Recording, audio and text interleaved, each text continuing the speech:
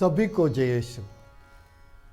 जब हम मिस्सा बलिदान के लिए बलिवेदी की ओर एकत्रित होते हैं तो प्रभु यीशु का संदेश, प्रभु यीशु का वचन हमारे दिल को छू देते हैं। पवित्र वचन वो दुधारी तलवार है जो हमारे दिल को भी फाड़ देते हैं, हमारे दिल के अंदर तक पहुंच जाते हैं और वो हमें चेतावनी भी देते हैं। आज ऐसे एक तीनों पार्ट को लेकर प्रभु यीशु हमारे सामने है। पहला पार्ट में आमोस इस्राएल जनता से कहते हैं, धनी लोगों को चेतावनी देते हैं। जो धनी लोग गरीबों को अनदेखा करते हैं, उनसे कहते हैं आप लोग ऐसे लोग हैं जो हाथी के दांत के पलंग में सोते हैं, जो बछड़ा और मेमना का मांस खाते हैं और गरीबों को अनदेखा करते हैं। उनसे कहते हैं आप लोगों को फिर से प्रभु यीशु, प्रभु ईश्वर निर्वासन में करवाएंगे। और तिमोथी के पत्र में पौलुस कहते हैं आपको विश्वास से लड़ना चाहिए, धैर्य रखना चाहिए, प्रेम से लड़ना चाहिए और कहते हैं सत्य के लिए लड़ना चाहिए। और आज के सुसमाचार में हम देखते हैं लाजरुस और धनी की कहानी। प्रभु यीशु हमारे सामने ऐसी एक चेतावनी रखते हैं कि इसमें से आप कौन है, लाजरुस या एक कंगाल जैसे व्यक्ति।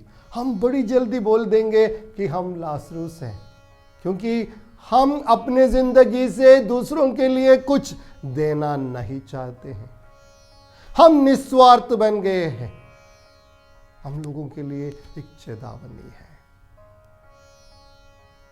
इस दुनिया में अभी भी कोई लाजरुस की कमी नहीं है, साथ ही साथ धनियों को भी।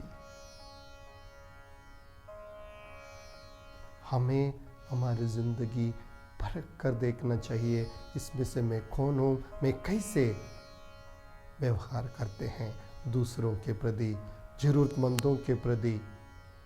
अगर हम ये सोचते हैं कि हमारे जरूरतों को पूरा करके मैं दूसरों के लिए कुछ करूंगा तो मैं कहूंगा, वैसे दिन हमारी जिंदगी में कभी भी आने वाला नहीं है, क्योंकि हमारा जरूरत कभी भी कदम नहीं होते हैं। आज मेरे लिए एक कुछ चीज है तो कल दूसरों कुछ चीजों की जरूरत पड़ता है और तीसरे दिन और कुछ चीजों की, तो वैसे जरूरत बढ़ते रहते हैं। तो हमारा जरूरत कम पूरा कदम करके दूसरों के लिए मदद करना वो नामुमकिन है। तो हमें क्या करना चाहिए? लाजरुस का नाम उस स्वर्गराज में लिखा गया है जहां धनी का नाम नहीं देखते।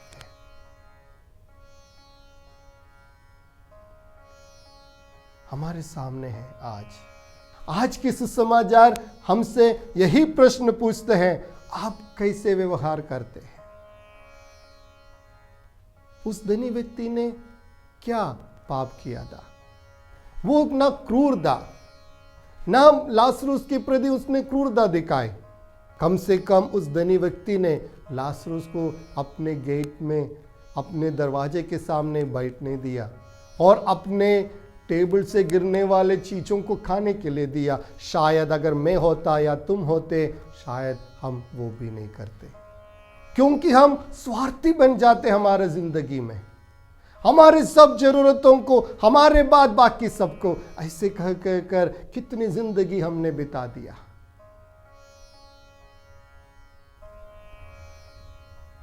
जब मैं फिलॉसफी में पढ़ाई कर रहे थे, एक दिन हमारे रेक्टर फादर ने आके कहा कल आप लोगों के लिए एक्सपीरियंस डे है, यानी आप हम ब्रदर लोगों को सबको 50-50 रुपया दिया जाएगा, उससे आप बाहर जा सकते हैं और कुछ काम कर सकते हैं और कमा सकते हैं और उस दिन का पूरा खाना पीना सब अपनी कमाई से करना है। तो सब लोगों ने कुछ कुछ करने का सोचा। किसी किसी ने रोड बनाने गया, किसी किसी ने कंस्ट्रक्शन वर्क में जाने के लिए सोचा, किसी किसी ने और कुछ कुछ काम करने के लिए सोचा। मैं भी बैठ के सोच रहा था मैं क्या करूं। और मेरे दिमाग में एक आइडिया आया। जब हम लोग ट्रेन में जाते थे, बहुत सारे बच्चे और बूढ़े लोग ये ट्रेन पहुंचकर पैसा कमाते थे। तो मैंने सोचा कि क्या मैं वैसे एक एक्सपीरियंस करूं, उनकी ज़िंदगी में क्या होता उसके बारे में ज़रा जानूं। ये सोचकर मैंने मेरे दोस्त के पास गया और उनसे कहा मैं ऐसे सोच रहा हूं कि कल ये ट्रेन पहुंचने के लिए जाते हैं। तो वो वाला मेरा दोस्त ने भी कहा अरे मैं भी आपके साथ दूंगा। और हम बात करते सुनते 2 जन और आए। हम 4 जन हो गए। तो हम 4 जन पूरा आइडिया सब बनाया, प्लान बनाया कि 5:30 बजे फादर से बोल के मिस्सा अटेंड करेंगे और मिस्सा के बाद 6:30 बजे का ट्रेन में हम बैठे और काम शुरू करेंगे।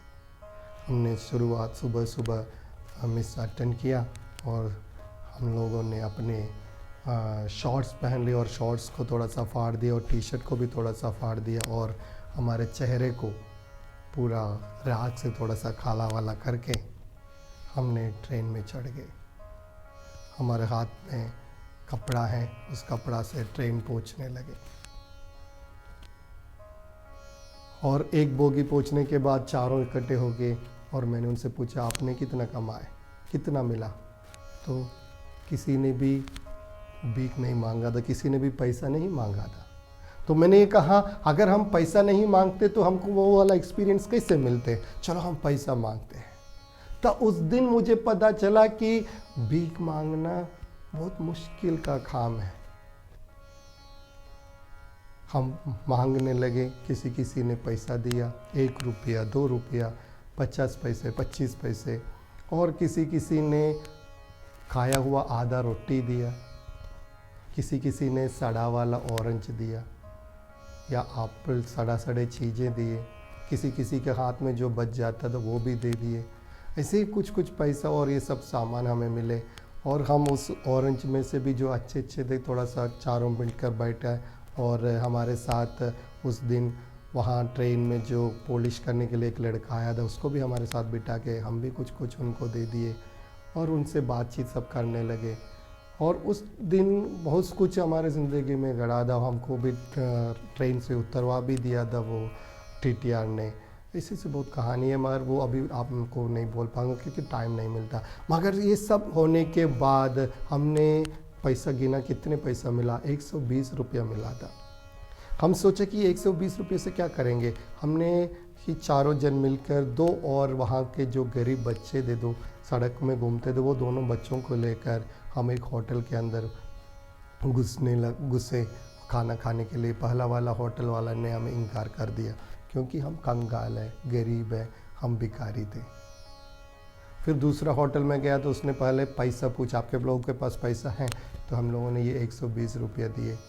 हम 4 जन के लिए जो जितना वो हम दोनों, हम 4 प्लस वो 2, 6 जन के लिए हमने समोसा लाया। मैं ये कहूँगा उस दिन का समोसा का टेस्ट, वो स्वाद अभी भी मेरे मुंह में है। मुझे लगता है जब हम दूसरों के लिए बांटकर जो खाते हैं उनका स्वाद 2 गुना बढ़ जाता है। वो जो स्वाद हमें मिलता है वो कभी हमें नहीं मिलेगा और कुछ करने से। जब हम बांटते हैं, जब हम दूसरों की खुशी में शामिल होता है, दूसरों के दुख में शामिल होता है, तब हमारे जिंदगी का स्वाद भी 2 गुना बढ़ेंगे। आज के सुसमाचार भी हमें यही के लिए बुलाते हैं कि हमारा दिल खोलो, हमारा आंख खोलो और हमारे पड़ोसियों का, हमारे सामने जो है उनकी जरूरतों को समझो। ये नहीं कि हमारे पास बहुत कुछ होना चाहिए दूसरों को देने के लिए, बिल्कुल नहीं। जो है वो प्यार से दो। अगर हमारे पास कुछ भी नहीं है तो हम प्यार से हमारे सामने वालों से कहें आज मेरे पास कुछ नहीं है, जब होगा तो आपको दे दूंगा। वो व्यक्ति भी कितना खुश हो जाता है। दूसरों को सम्मान देने के लिए सीखें। जो हमारे सामने है उस पर प्रभु यीशु का चेहरा देखने के लिए सीखे। नहीं तो आज जो कहानी ईश्वर हमें बताते हैं वो कहानी में हम कभी भी धनी बन जाएंगे। हमको धनी नहीं बनना है, हमको प्रभु यीशु के साथ स्वर्ग राज में जाना है। अगर प्रभु यीशु के साथ स्वर्ग राज में जाना है बस बहुत कुछ काम करना है। जैसे प्रभु यीशु सुसमाचार पूछते हैं, मैं भूखा था आपने मुझे खिलाया, मैं प्यासा था आपने मुझे पिलाया, जो मैं जेल में बंदा था आपने मेरे पास आया। बस इतना सा छोटा कुछ करना है प्रभु यीशु के लिए, तो हम भी उस स्वर्ग राज में शामिल होंगे। पिता, पुत्र और पवित्र आत्मा के नाम पर आमीन।